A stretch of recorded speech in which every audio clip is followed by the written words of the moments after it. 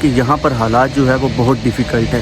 یہاں پر حالات اتنے زیادہ آسان نہیں ہیں جتنا بتایا جاتا ہے. For the purpose of profession یہ ڈگریز ایکسیپٹیبل نہیں ہے انلیس آپ بار اسٹینڈرڈ کو پاس کریں. بار اسٹینڈرڈ کو پاس کر کے بار کے ممبر بنے. اب تک آپ کا کویشچن ہے فی کا, تو اب تک تو مجھ سے فی مینیج نہیں ہو پائی ہے. جب میں وہاں سے پاکستان سے نکلا تھا تو پلین میں مجھے سارا وقت یہی ٹینشن تھی جو میرا 7-8 آورز کا ٹریول تھا کہ مجھ سے کیا پوچھیں گے, کہیں اسٹیٹمنٹ کا نہ پوچھ لیں یہ وہ. میں نے سارے اپنے ڈاکومنٹ سیدھے کیے ہوئے تھے, میرے ذہن میں تھا کہ میں یہ جواب دوں گا. السلام علیکم. میرے ساتھ ایک ٹی سیٹ یونیورسٹی کے اسٹوڈنٹ ثاقب منیر اس ٹائم موجود ہیں. اپنا ایکسپیرینس آپ کے ساتھ شیئر کریں گے.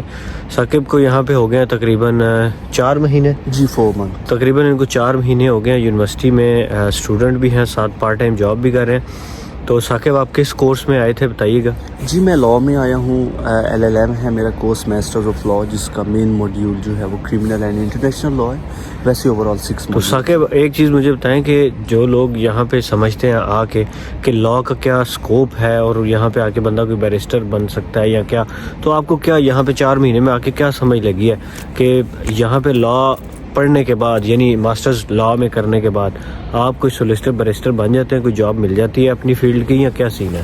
دیکھیں صرف LLM کرنے کے بعد تو یہ نہیں کہا جا سکتا کہ آپ کوئی اچھی جاب سیکیور کریں گے جیسے سولیسٹر یا بیرسٹر ہے, because for the purpose of academic ہماری تمام ڈگریز جو ہیں وہ ایکسیپٹیبل ہیں. But for the purpose of profession یہ ڈگریز ایکسیپٹیبل نہیں ہے انلیس آپ بار اسٹینڈرڈ کو پاس کریں. بار اسٹینڈرڈ کو پاس کر کے بار کے ممبر بنیں اور بار پریکٹسنگ کورس کریں.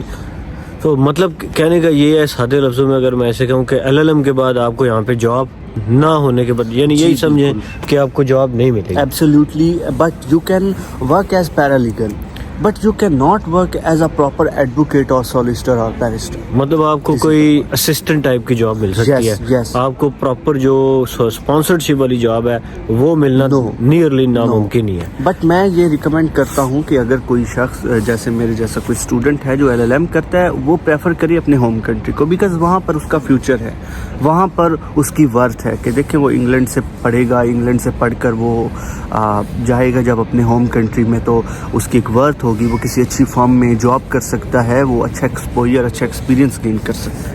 مطلب آپ یہ کہہ رہے ہیں کہ جیسے قائد اعظم نے انگلستان سے اعلیٰ تعلیم حاصل کر کے واپس پاکستان ہی گئے تھے, وہ بھی جی آپ اور جو بھی بندہ یہاں پہ آتا ہے وہ اعلیٰ تعلیم حاصل کر کے اگر واپس جائے تب ہی فائدہ ہے. ایگزیکٹلی میں یہی کہنا چاہتا ہوں, اور میں یہ بھی کہنا چاہتا ہوں کہ کوشش کریں کہ آپ کی تعلیم کا جتنا فائدہ آپ کے اپنے ملک اور کمیونٹی کو ہو, کیونکہ یہاں پر انگلینڈ میں ایک سے بڑھ کر ایک بیرسٹر, ایک سے بڑھ کر ایک سولیسٹر موجود ہے. تو اچھا فیوچر ہے, بیٹر فیوچر ہے, بٹ یہ پریفرنسز کا فرق ہوتا ہے. میرا پریفرنس میرا اپنا کنٹری ہے. اچھا اب یہ بتائیں کہ 4 مہینے آپ کا کیا ایکسپیرینس ہے؟ لوگ کہتے ہیں یار بڑا ڈپریسنگ جو ہے نا UK کا ماحول ہے خاص کر اسٹوڈنٹس کے لیے, تو آپ کیا کہتے ہیں ڈپریشن ہے یہاں پہ؟ کس چیز کا ڈپریشن ہے؟ جی وداؤٹ اینی ڈاؤٹ ڈپریشن ہے یہاں پر. سب سے بڑی چیز جو آتی ہے وہ آتی ہے جاب اپرچونٹی کے حوالے سے, کیونکہ اسٹوڈنٹس بہت زیادہ ہیں اور اس لیے جاب جو ہے وہ ملنا یہاں پر کافی مشکل ہے. بالخصوص جو ہم اپنی NI جاب تلاش کرتے ہیں, پارٹ ٹائم جاب تلاش کرتے ہیں, اس میں جاب ملنا مشکل ہے. اور دوسرے نمبر پہ جو سب سے مشکل ہے وہ فیس ہے, کیونکہ یہاں پر ہیوی برڈن آف فی ہوتا ہے. ہر اسٹوڈنٹ کی یہ کوشش ہوتی ہے کہ جلد سے جلد اپنی فی جو ہے وہ پے کرے.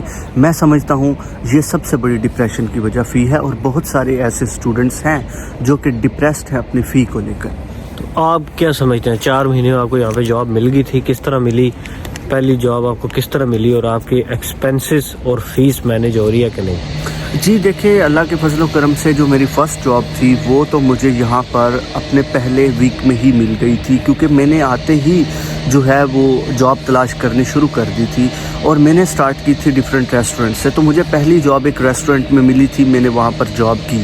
اس کے بعد پھر میں نے جاب چینج کی, پھر میں 15-20 دن کے لیے ان امپلائی رہا, پھر میں نے ایک دوسرے ریسٹورنٹ میں جاب ڈھونڈی, اور فائنلی اب میں نے جو ہے وہ ایک NI جاب جو ہے وہ تلاش کی ہے. جہاں تک آپ کا کویشچن ہے فی کا, تو اب تک تو مجھ سے فی مینیج نہیں ہو پائی ہے. آگے مجھے امید ہے کہ میں کچھ نہ کچھ کر لوں گا. مطلب آپ کہہ رہے ہیں کہ فیس مینیج کرنا جو ہے وہ اتنا ایزی بھی نہیں ہے, مشکل ہے کافی. جی بالکل ایزی نہیں ہے, میں تو سمجھتا ہوں بہت ڈیفیکلٹ ہے, بیکاز یہاں پر ایکسپینسز بہت زیادہ ہیں. اگر سم ہاؤ آپ ایک ہینڈسم اماؤنٹ آف منی یہاں پر ارن کر بھی لیتی ہیں تو at the end of the month آپ دیکھیں گے کہ آپ کی سیونگ جو ہے وہ بہت کم رہ جائے گی. اور ظاہری بات ہے یہاں پر پہلی پریفرنس جو ہے وہ فی ہے, لیکن نیسیسٹیز آف لائف بھی تو انسان کے ساتھ ہی ہیں. آپ نے رینٹس پے کرنے ہیں, آپ کے اپنے دیگر جو معاملات زندگی آپ نے وہ بھی کرنی ہیں. تو میں سمجھتا ہوں یہ بہت ہی مشکل کام ہے. حالانکہ ثاقب بھائی جو ہے, میں پہلے میں ان سے ڈسکس کر رہا تھا, یہ یہاں پہ رہ رہے ہیں اور کرایہ بھی کافی کم ہے اور یہ سستے ٹاؤن میں ہے. جی اگر کوئی بندہ لندن وغیرہ میں آ گیا تو پھر سوچیں کہ اس کی ڈپریشن کے کیا حالات ہوں گے.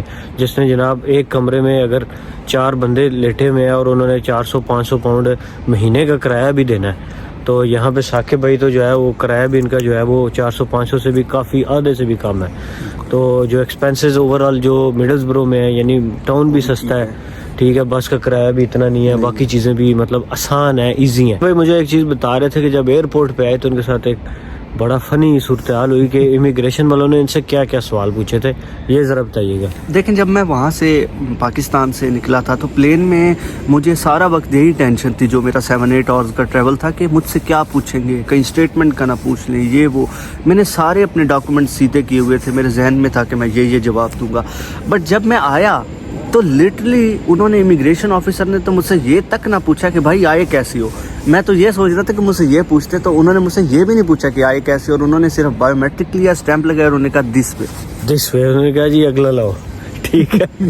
تو یہ سین ہوتا ہے کہ کوسچنز بہت لوگ پوچھتے ہیں کہ ایئرپورٹ پہ. بھائی ڈیپینڈ کرتا ہے اگلے بندے کا جس نے آپ کی امیگریشن کرنی ہے اس کا موڈ کیسا ہے, یا اس کو آپ کی شکل پہ شک ہے کہ نہیں ہے, ٹھیک ہے. ان چیزوں پہ بھی بڑا ایک ہوتا ہے اور لک کا بھی بڑا چانس ہوتا ہے. میں ایک اور چیز شیئر کرنا چاہتا ہوں کہ میرے ساتھ والے کاؤنٹر پہ جو اسٹوڈنٹ تھے وہ آئی تھنک کیمسٹری کے تھے, MSc. تو امیگریشن آفیسر اپنے کاؤنٹر سے باہر آ گئے اور ان سے انہوں نے یہ تک پوچھا کہ what is the definition of chemical formula. تو میرے ساتھ یہ نہیں ہوا تھا.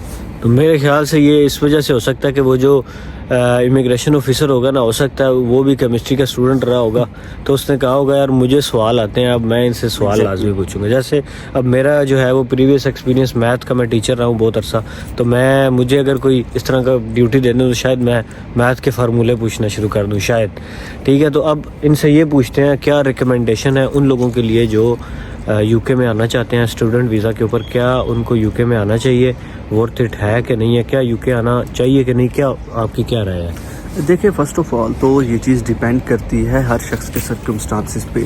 میں یہ ریکمینڈ کرتا ہوں کہ اگر کسی بھی اسٹوڈنٹ کا اپنی فیلڈ میں پاکستان میں کوئی اسکوپ ہے اور وہ آلریڈی جاب کر رہا ہے اور ایک ہینڈسم اماؤنٹ آف منی کما رہا ہے تو اسے یہاں پر نہیں آنا چاہیے. ہاں اگر آپ for the purpose of study یہاں پر آ رہے ہیں تو آپ یہاں پر آئیں, بہت اچھا ہے, بیٹر ہے. بٹ ایک چیز آپ یاد رکھیے گا کہ یہاں پر حالات جو ہے وہ بہت ڈیفیکلٹ ہے. یہاں پر حالات اتنے زیادہ آسان نہیں ہیں جتنا بتایا جاتا ہے. یہ جب ایک شخص ایکسپیرینس کرتا ہے تب اسے ان چیزوں کا پتہ چلتا ہے. مطلب لانگ ٹرم میں آپ کہتے ہیں کہ ہر بندہ جو آج کل منہ اٹھا کے UK آ رہا ہے وہ نہیں آنا چاہیے, سوچ سمجھ کے. دیکھیں اسی لیے ہم یہ سارے یہ جو اس کا فروٹ ہے ہمیں مل رہا ہے کہ ہر بندہ جو منہ اٹھا کے UK آ رہا ہے, اسی لیے ہم یہ حالات دیکھ رہے ہیں. میں سمجھتا ہوں صرف وہ اسٹوڈنٹس آئیں جو کہ صرف اسٹڈی کرنا چاہتے ہیں.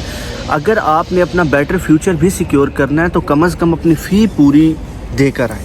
مطلب یہ ہے کہ سیٹلمنٹ جو ہے نا UK میں ہمیشہ کہتا ہوں آسان نہیں ہے. لوگ سمجھتے ہیں ایجنٹ بھی وہاں سے کہتے ہیں بھائی ایک باری جڑا UK پہنچ گیا تو بس بارے نہیں آ رہے ہیں, لیکن ایسا نہیں ہے. یہاں آ کے جو سٹریس اور ڈپریشن شروع ہوتی ہے وہ بعد میں لوگوں کو پتہ چلتی ہے.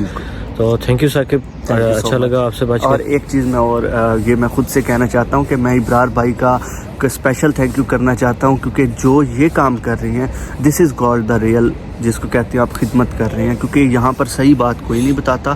تو ابرار بھائی آپ کا بہت بہت شکریہ, یہ جو کاوش آپ کر رہے ہیں اللہ تعالیٰ آپ کو سلام. چلو یار یہ بہت شکریہ, یہ ثاقب بھائی جو ہیں یہ بندے کو خوش بھی کر دیتے ہیں. تھینک یو ثاقب بھائی, thank you every one for watching. ملتے ہیں پھر اگلی ویڈیو میں, خدا حافظ.